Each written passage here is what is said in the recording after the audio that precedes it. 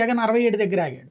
ఉమ్, percentage పరంగా చూసుకున్నా ఇప్పుడు 45, 46 ఉమ్, ఇప్పుడు వీళ్ళు చెప్తున్నటువంటి దాంట్లో ఒక లెక్క ఏంటంటే కూటమి పరంగా ఇండియా టుడేది ఒక రకంగా యాక్సెప్టబుల్, రెండో రకంగా ఉమ్, డినై చేయాల్సి. ఉమ్, ఏంటంటే బీజేపీ కూడా నమ్మట్లేదు 10 సీట్లలో 6 వస్తాయని.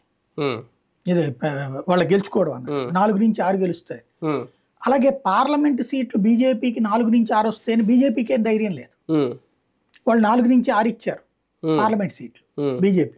అవును. జనసేన 2 గెలుస్తుందన్నారు, సరే అది ఓకే. ఉమ్, ఇక్కడ 7% ఓట్లు జనసేనకి ఇచ్చారు.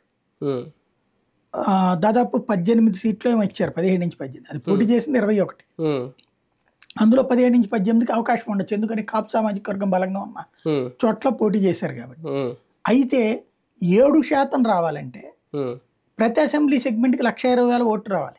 మనకి పోలైన దాదాపు 3,30,00,000 ఏమో అయినాయి కదా. అవును. ఉమ్, దాంట్లో 7% అనేటప్పటికి ఉమ్, దాదాపు 1,20,00,000 ఓట్లు రావాలి ఉమ్, నియోజకవర్గానికి. ఉమ్, ఇది 1,20,000 ఓట్లు రావాలి. ఉమ్, 1,20,000 ఓట్లు అంటే అసలు ఇక అవతల పార్టీని కౌంట్ వేయకూడదు ఇక అదే. వైసీపీని. ఉమ్, ఆ స్థాయి ల్యాండ్ స్లైడ్ ఉందా ఉమ్.